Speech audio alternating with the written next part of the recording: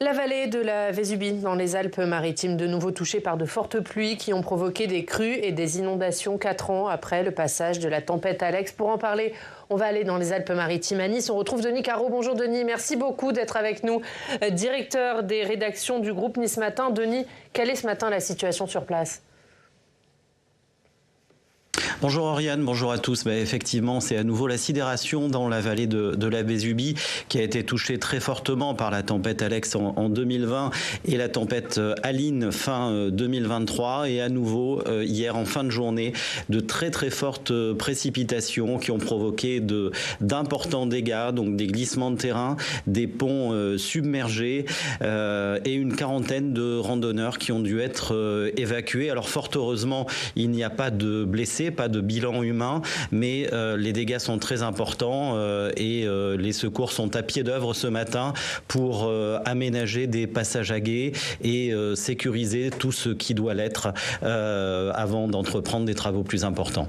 Merci Denis, merci beaucoup. On vous retrouve dans quelques minutes. On va évidemment parler des législatives dans les Alpes-Maritimes. Dominique Estrosi-Sassone, c'est votre territoire qui est de nouveau touché et toujours cette vallée de la Vésubie qui est touchée. C'est difficile évidemment pour les habitants sur place.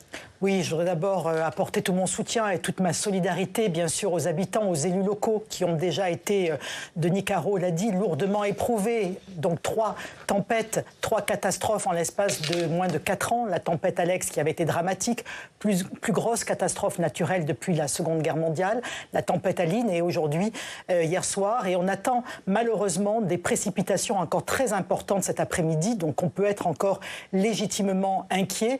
Il est vrai que les populations sont traumatisées, elles se posent beaucoup de questions. On avait évité, après la tempête Alex, que bon nombre d'habitants ne quittent le territoire de la Vésubie et plus particulièrement le village de Saint-Martin-Vésubie. Mais c'est vrai qu'avec des catastrophes à répétition comme celle-ci, comme celle d'hier soir, on peut effectivement penser que les habitants véritablement décident de partir et on verrait encore cette vallée encore plus transformée et malheureusement encore plus traumatisée. Donc j'ose espérer, on verra ce que seront exactement les dégâts, sachant en tout cas que bien évidemment, comme elles l'ont fait par le passé, toutes les collectivités territoriales sont à pied d'œuvre pour essayer dans un premier temps, bien sûr, de mettre en place des ouvrages qui permettent de nouveau de pouvoir passer d'un endroit à un autre et puis de pouvoir évacuer, si besoin, des populations, relier les endroits qui sont les plus isolés et ensuite, bien sûr, se mettre à pied d'œuvre pour continuer ces gros chantiers de reconstruction. On va parler des législatives puisque c'est évidemment l'actualité politique. Et cette phrase d'Emmanuel Macron, les programmes des extrêmes mènent à la guerre civile. Vous le pensez aussi ? Ce que je pense, c'est que Emmanuel Macron, par son acte de dissolution qui est impardonnable, qui est irresponsable, que les Français ne comprennent toujours pas, a créé le chaos. Alors il dit aujourd'hui c'est le chaos ou c'est moi. Non, c'est lui qui a créé le chaos. C'est lui qui ajoute de la crise à la crise. Et malheureusement, on voit que Emmanuel Macron, qui est de plus en plus détesté, j'ose dire le mot, par les Français, devrait se taire. Et il ne se tait toujours pas. Quand il ne se tait pas, il écrit aux Français pour faire des commentaires, pour faire du bavardage. Mais véritablement, il n'a pas compris ce qui se passe et surtout comment les Français aujourd'hui vivent de moins en moins bien dans notre pays. Et cela en partie aussi et surtout à la politique d'Emmanuel Macron qu'il mène quand même depuis 7 ans. Un mot sur les programmes des extrêmes, et notamment de Jordan Bardella, qui a présenté le sien hier, fondé sur le retour de l'autorité. Il incarne ce thème aujourd'hui plus que vous, les LR ? Il incarne ce thème comme on l'incarne aussi. Nous, on veut aussi incarner une droite républicaine indépendante, autonome, forte. On l'a montré à travers le débat sur l'immigration. Nous n'avons pas hésité à mettre dans le projet de loi de Gérald Darmanin un certain nombre de mesures qui sont aujourd'hui reprises aussi par le Front National, par le Rassemblement National. Moi, ce que je regrette et ce que je déplore, surtout dans le programme de Jordan Bardella, c'est tout le programme économique, qui est un programme manifestement démagogique, qui, hier encore, n'est pas chiffré ou très peu chiffré, reste particulièrement flou. Alors il commence à amorcer un virage un peu plus libéral, parce que quand même Jordan Bardella, comme Marine Le Pen, ce sont des étatistes. il aborde ce virage un peu plus libéral parce que maintenant, il a son rallié, Éric Ciotti, avec lequel il doit composer. Mais c'est surtout que... Et qui influence le programme du RN pour vous ? Je ne pense pas qu'il l'influence, mais je pense que sur certains points, ils ont essayé de lui donner des gages, et en particulier sur la partie économique, même si Éric Ciotti doit avaler son chapeau, parce qu'aujourd'hui, par rapport à bon nombre de mesures qui sont prônées par le Rassemblement national, elles sont aux antipodes de ce qu'il a toujours voté et prôné en étant membre alors de notre famille, les Républicains. Alors, on comprend votre position sur le programme économique, mais sur certaines mesures, comme par exemple la suppression des allocations familiales aux parents démissionnaires de mineurs récidivistes, la fin de l'excuse de minorité, la suppression du droit du sol, est-ce que ça, vous pourriez les voter ? En tout cas, certaines d'entre elles, nous les avions votées. Certaines d'entre elles avaient été mises en place sous la mandature de Nicolas Sarkozy. Je pense en particulier aux peines planchers qui ont été supprimées par François Hollande. Donc on a montré sur ces sujets-là notre volonté, bien évidemment, de pouvoir être ferme, de pouvoir mettre en œuvre une véritable autorité de l'État et de pouvoir faire en sorte que par des mesures, l'insécurité qui règne dans notre pays recule de plus en plus. Donc vous n'êtes pas fermé à voter certaines mesures du Rassemblement national ? On n'a pas de leçons à recevoir du Rassemblement national. Nous l'avons montré lorsque nous étions au gouvernement et nous l'avons encore démontré dans cette dernière mandature législative à travers, je le rappelle, donc le projet de loi sur l'immigration qui malheureusement a été sanctionné par le Conseil constitutionnel. Ça veut dire que vous jugerez sur le fond et pas sur qui présente les mesures ? On jugera sur le fond et on jugera surtout sur ce qui est bénéfique pour le pays et pour les Françaises et les Français. Dans sa lettre aux Français, vous en parliez, Emmanuel Macron dit notamment que la manière de gouverner doit changer profondément à l'issue du scrutin. Est-ce que vous y croyez et qu'est-ce que vous attendez comme nouvelle manière de gouverner ? Non, on ne peut pas croire. On ne peut pas croire à cela. Est-ce que depuis 7 ans, Emmanuel Macron a changé une seule fois ? Et pourtant, il a eu l'occasion de pouvoir montrer qu'il changeait dans sa gouvernance verticale. Il y a eu les Gilets jaunes, et puis il nous a fait les grands débats. Il y a eu un Conseil national de la refondation. Il y a eu les rencontres de Saint-Denis. Et après tous ces événements qu'il a lui-même organisés, qu'il a lui-même mis en scène, il n'en a jamais tiré la moindre leçon. Donc on ne peut pas, bien évidemment, penser que demain, au lendemain du 7 juillet, Emmanuel Macron changerait dans sa façon de gouverner et surtout dans la politique aujourd'hui qui nous conduit dans le mur. Est-ce que vous craignez une France ingouvernable au soir du 7 juillet ? Oui, je le pense sincèrement. Je crains une France ingérable, une France ingouvernable, parce que voilà, je vois bien aujourd'hui qu'il y a ces deux extrêmes radicalisés qui sont le fruit de la politique d'Emmanuel Macron, en même temps qu'a prôné Emmanuel Macron depuis 7 ans. Et malheureusement, on voit bien que ces deux extrêmes n'apportent pas de solution aux Françaises et aux Français. Pourquoi ? Parce que du côté de l'extrême gauche des Insoumis, ils sont indignes du début jusqu'à la fin. Ils ne rêvent que d'une chose, c'est l'insurrection, c'est que les Françaises et les Français descendent dans la rue. Et du côté du Rassemblement national, eh bien, le programme démagogique qu'ils portent est un programme qui est dangereux pour notre pays. Je le rappelais, sur le plan économique, il n'y a aucune rigueur budgétaire et malheureusement, je pense que ce n'est pas le programme qu'il faut pour notre pays. Et je le répète, la seule alternative, c'est celle de la droite républicaine, libre, indépendante, autonome, une force de progrès et une droite de fermeté. Alors, il y a aussi le camp présidentiel. Édouard Philippe lui dit qu'il veut créer une nouvelle majorité. Il vous tend la main. Est-ce que vous pourriez la saisir, cette main tendue, pour créer un grand bloc central autour de lui ou avec lui ? Ce n'est pas le sujet aujourd'hui. Le sujet, c'est de continuer à se mobiliser jusqu'au dernier moment, jusqu'à ce premier tour qui sera évidemment extrêmement important. Nous sommes mobilisés, chacun dans nos circonscriptions, pour soutenir nos candidats. Vous savez, il ne faut pas brûler les étapes. Le premier tour, et puis au lendemain du premier tour, on dit toujours qu'une autre campagne s'ouvre. Elle s'ouvrira parce qu'elle sera aussi fonction de la participation, et cette participation qui entraînera, est-ce qu'il y aura bon nombre de duels, est-ce qu'il y aura des triangulaires, quelles seront les consignes de vote. Ce qui est sûr, c'est qu'au lendemain, bien évidemment, du 7 juillet, eh bien, la France n'aura pas le même visage et que ça, il faudra bien évidemment le prendre en considération. Il y aura des consignes de vote des Républicains ? Pour l'instant, ce n'est pas le sujet. C'est pas le sujet. Pour l'instant, c'est de faire en sorte que nos candidats, qui sont des candidats courageux, je pense aux 59 candidats sortants LR, qui n'ont pas suivi Éric Ciotti, qui se battent, qui sont des guerriers, qui sont profondément enracinés dans leur circonscription, il faut bien évidemment que nous puissions être mobilisés à leur côté pour qu'ils puissent franchir le premier tour et revenir au lendemain du deuxième tour à l'Assemblée nationale. Mais sur l'après, parce que les sondages, les projections, en tout cas, vous donnent au groupe LR entre 30 et 60 sièges. C'est-à-dire que vous seriez quand même une force à l'Assemblée. Est-ce que vous pourriez renforcer ce bloc central, justement ?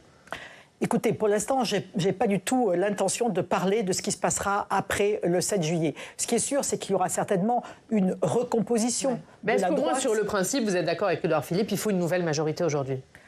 Mais quelle sera cette majorité ? Moi, je pense que la majorité, c'est celle de la droite républicaine qui est d'abord et avant tout incarnée par les Républicains. Donc pourquoi d'abord rallier Édouard Philippe, puisqu'il y a aussi, en tout cas c'est ce que je souhaite, un groupe, les Républicains, qui restera néanmoins quand même, qui continuera à peser à l'Assemblée nationale. Et puis n'oubliez pas que ce groupe, les Républicains, continuera lui aussi à peser au Sénat avec 135 sénateurs, bien sûr avec nos alliés centristes, mais c'est ce groupe aussi qui forme une partie de la majorité sénatoriale. Mais vos alliés centristes, Hervé Marseille, qui soutient lui la majorité présidentielle. C'est déjà le cas aux européennes, on verra ce qu'il en sera après les élections législatives. On va continuer à parler de ces législatives d'Éric Ciotti, des Alpes-Maritimes. On retourne à Nice, on retrouve à nouveau Denis Caro. Bonjour Denis, directeur des rédactions du groupe Nice Matin.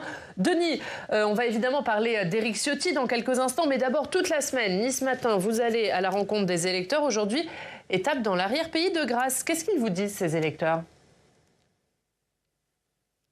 Oui, effectivement, nous prenons la température aujourd'hui dans l'arrière-pays grassois, dans des zones rurales très éloignées des préoccupations du littoral de la Côte d'Azur, à Gréolières, à Andon, à Serranon, à Val-de-Roure, aux confins des Alpes-Maritimes, du Var et des Alpes de Haute-Provence. Les conversations tournent surtout autour du coût de la vie, de la cherté des loyers, avec notamment l'effet Airbnb et des difficultés à se faire livrer des colis.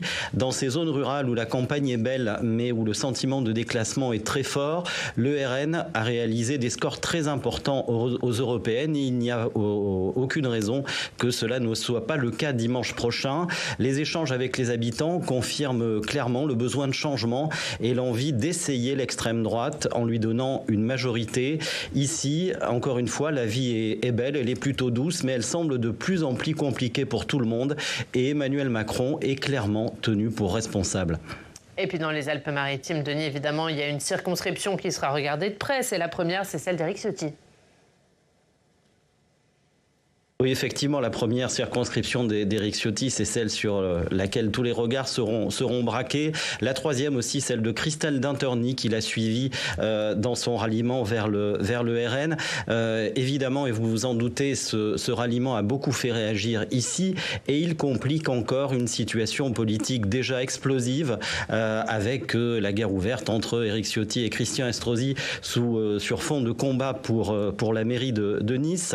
Les Alpes-Maritimes ont toujours été un bastion pour les Républicains qui comptent 5 députés sortants. Depuis les européennes, la droite se retrouve totalement éclatée avec le camp d'Éric Ciotti qui présente 3 candidats aux législatives, ceux des Républicains Canal historique, mais aussi les Républicains tendance Nouvelle Énergie, le parti de David Lisnard, le maire de Cannes, et même certains candidats proches de Christian Estrosi qui se revendiquent eux aussi de droite. Alors cette situation, elle ébranle aussi la majorité républicain du conseil départemental des Alpes-Maritimes présidé par Charles-Ange Ginesi. C'est un proche d'Éric Ciotti qui lui avait cédé son fauteuil il y a 7 ans et pour le moment, Charles-Ange Ginesi n'a pas encore indiqué de quel côté son cœur balance, plutôt du côté d'Éric Ciotti ou des LR Canal historique. Donc on attend de savoir ce qu'il va se passer, mais ça ne sera pas sans conséquence. Alors j'en viens à ma question à Dominique Estrosi-Sassone. Comment les électeurs de droite peuvent-ils s'y retrouver dans les Alpes-Maritimes et n'avez-vous pas le sentiment qu'une grande partie des électeurs et des sympathisants LR approuvent l'union des droites portée par Éric Ciotti ? Eh bien, bonjour, cher Denis. Pour rencontrer bon nombre d'habitants des Alpes-Maritimes et de Niçoises et de Niçois depuis le 9 juin, je vois aussi des Niçoises et des Niçois qui sont choqués par la décision, par la traîtrise, par le mensonge d'Éric Ciotti. Ils ne comprennent pas ce qu'il a fait, ou en tout cas ils le comprennent trop bien pour sauver sa circonscription, pour avoir un portefeuille ministériel. Et je peux vous assurer que ce sont des gens qui étaient plutôt favorables avant le 9 juin à Éric Ciotti. Et aujourd'hui, compte tenu de cette façon d'avoir agi, de ce ralliement avec le Rassemblement national, eh bien, ils ne sont plus prêts à voter pour lui. Alors après, je ne vous cache pas, bien évidemment, qu'il y a aussi des électrices et des électeurs qui sont favorables à l'union des droites. Ça, on le savait bien avant le ralliement d'Éric Ciotti. C'est d'ailleurs ce qui l'a conduit à ce ralliement, à faire en sorte qu'il soit complètement absorbé par le Rassemblement national, même s'il revendique son indépendance. Mais pourquoi ces électeurs réclament l'union des droites? Parce qu'effectivement, vous l'avez dit, ils considèrent qu'on n'a pas encore essayé le Rassemblement national, donc ça ne... Voilà, on va essayer, on va voir ce que ça va donner. Et puis surtout parce qu'ils sont en colère. Ils sont en colère légitimement contre la politique d'Emmanuel Macron, contre le fait qu'aujourd'hui, bon nombre de leurs problèmes ne sont pas résolus. Mais ce qu'il faut qu'ils sachent, c'est que le Rassemblement national ne vit que des problèmes de la France. Le Rassemblement national, lui, il ne prospère que sur l'exaspération des Français. Mais ce n'est pas un parti, et ce n'est pas demain un parti qui, s'il devient un parti de gouvernement, apportera de véritables solutions à ce que vivent nos compatriotes, à ce que vivent nos concitoyens. Et en particulier, vous parliez de la cherté de la vie. Bien évidemment, on voit dans ces milieux ruraux de notre beau département des Alpes-Maritimes, que je connais bien pour les sillonner hebdomadairement, pour les sillonner toute l'année. Eh bien, je peux vous assurer qu'aujourd'hui, les électeurs sont plutôt désabusés, mais ils se rallient au Rassemblement national par dépit. Et donc, je crois qu'il nous appartient à nous de montrer que nous sommes la solution. Nous l'avons montré localement à travers la gestion de nos collectivités territoriales, à travers la plupart des maires, des élus locaux qui portent les couleurs des Républicains dans les Alpes-Maritimes. Mais ça veut dire que les LR garderont leurs députés dans les Alpes-Maritimes. Alors, Éric Ciotti et Christelle D'Anthorny seront élus sous les couleurs LRRN, mais les autres, vous pensez qu'ils ont leur chance d'être réélus? Oui, bien évidemment. Je pense que nos 3 députés LR sortants, qui sont courageux, qui ne se sont pas ralliés à la thèse d'Éric Ciotti, vont garder leur circonscription. Et puis j'ajoute que nous avons 2 candidats de très bonne qualité qui se présentent dans 2 circonscriptions qui sont tenues par des députés RN sortants qui n'ont pas brillé, je vous l'assure, par leur présence sur le terrain et qui n'ont pas brillé non plus par leur bilan législatif. Donc j'ai aussi bon espoir qu'au moins dans ces 2 circonscriptions, nous puissions remporter les sièges, en tout cas face à un RN qui, donc, dans les 2 ans qui viennent de s'écouler, ont montré que finalement, ils n'étaient pas si ancrés que ça dans leur territoire et qu'ils ne travaillaient pas autant que ça à l'Assemblée nationale. Merci Denis Caro, merci beaucoup pour vos interventions de ce matin. La une de Nice Matin, vous nous en avez parlé dans le journal. Le cauchemar recommence et cette vallée de la Vésubie qui est donc de nouveau touchée par des crues et des inondations. Merci beaucoup Denis Caro d'avoir été avec nous ce matin. On va parler d'un sujet de préoccupation des Français, c'est la question du logement. Et c'est un sujet sur lequel vous vous penchez ici au Sénat, Dominique Estrosi-Sassone. Alors que proposent les différents blocs sur ce sujet? On va regarder les programmes avec Alex Poussard.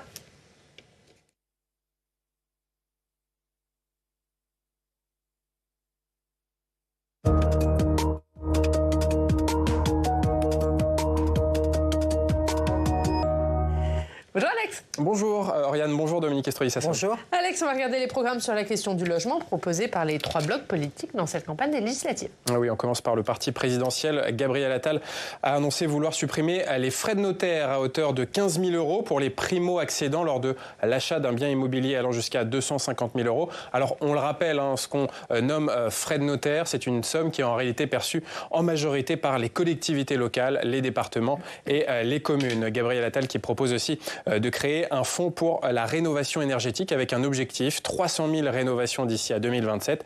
Et puis, il souhaite rénover à la totalité des logements étudiants du Crous.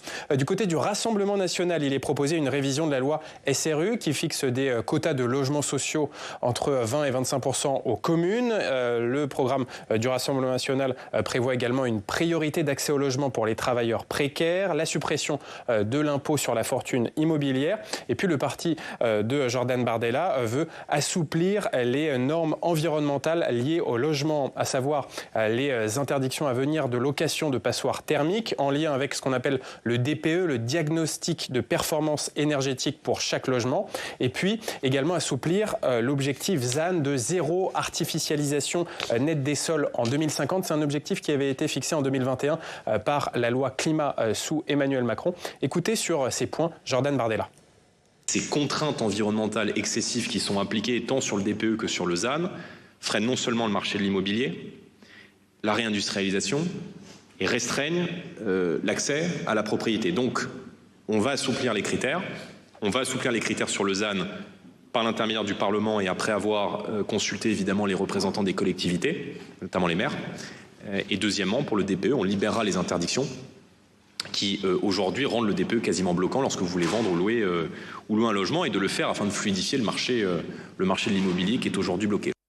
Et Alex, que propose le nouveau Front populaire? Eh bien d'abord un objectif d'1 million de logements publics construits en 5 ans. L'Alliance des gauches veut également instaurer l'encadrement obligatoire des loyers et du prix du foncier dans les zones tendues, créer une garantie universelle des loyers pour sécuriser les bailleurs et les propriétaires et revenir sur les économies qui ont été demandées au secteur du logement social sous Emmanuel Macron. Dominique Estrosi-Sassone, avant de parler des propositions du LR, un mot sur les propositions des 3 blocs dans cette campagne législative.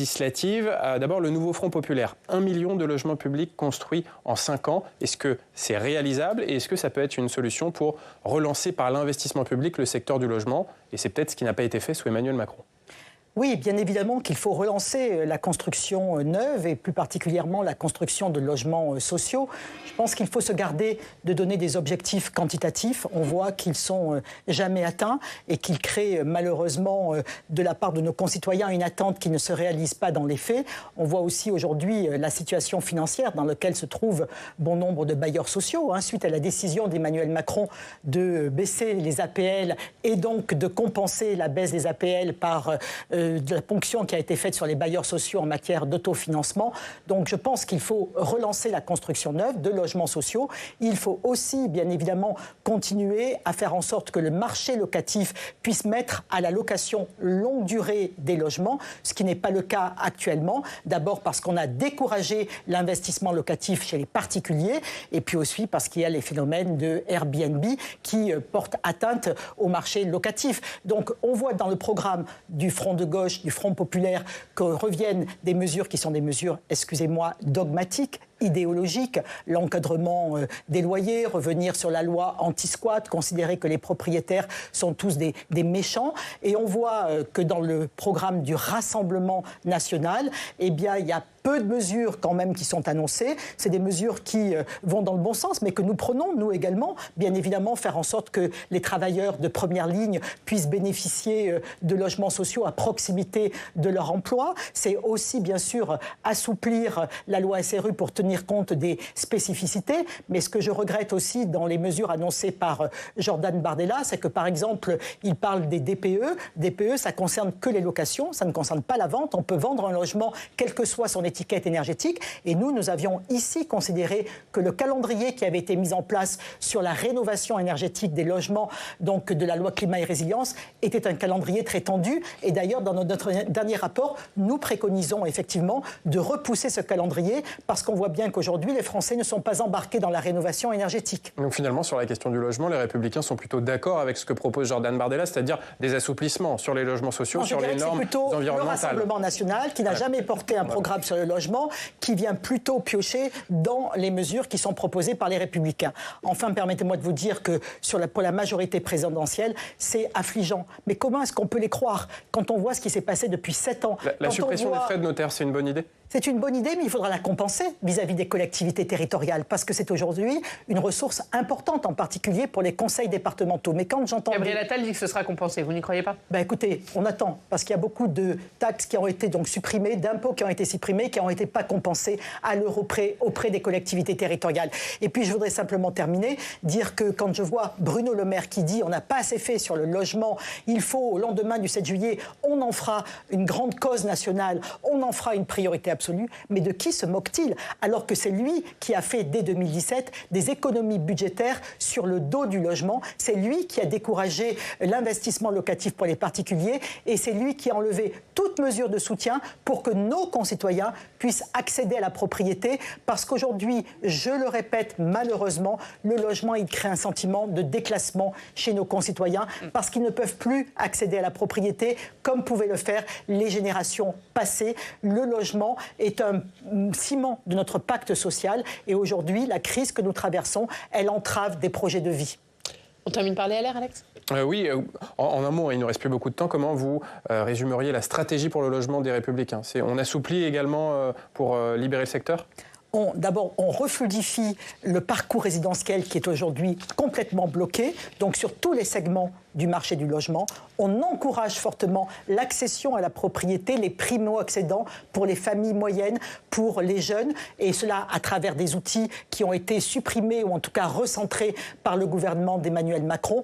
Et on relance l'investissement locatif. On considère que le particulier qui va investir dans le logement est un véritable entrepreneur parce qu'il va remettre un logement sur le marché de la location longue durée. Mais pour cela, il faut qu'il ait en compensation la possibilité d'avoir des amortissements, la possibilité d'avoir du gagnant-gagnant, et c'est extrêmement important, et c'est à ces seules conditions que l'on pourra faire en sorte que l'on fluidifie le marché immobilier et que l'on mette fin à cette crise du logement. Mais toutes ces mesures, nous les portons ici, au niveau du Sénat, soit dans le groupe Les Républicains, mais très souvent d'une façon aussi transpartisane, et très souvent avec les centristes, et donc véritablement, il suffit de voir tous les rapports que nous avons pu faire pour savoir les remèdes et les mesures qu'il faudra mettre en œuvre pour que demain nous mettions fin à cette crise du logement dans notre pays qui est bien trop grave et qui malheureusement pénalise bon nombre de nos concitoyens. Merci Alex, à tout à l'heure. Oui, on verra tout à l'heure que la cote de popularité du président de la République est en chute libre. Merci, et merci Dominique Estrosi-Sassone. Merci beaucoup d'avoir été notre invité pendant cette première demi-heure dans 20 minutes dans le Club des Territoires, le baromètre Odoxa, et puis on ira chez vous, dans les Alpes-Maritimes. On a suivi la campagne de Michel Tabarot, qui fait campagne sous l'étiquette LR face au Rassemblement National. On verra justement comment se passe cette campagne. Vous êtes dans le reportage d'ailleurs. On voit ça dans 20 minutes. Et d'abord, on accueille notre prochain invité. Patrick Caner nous rejoint.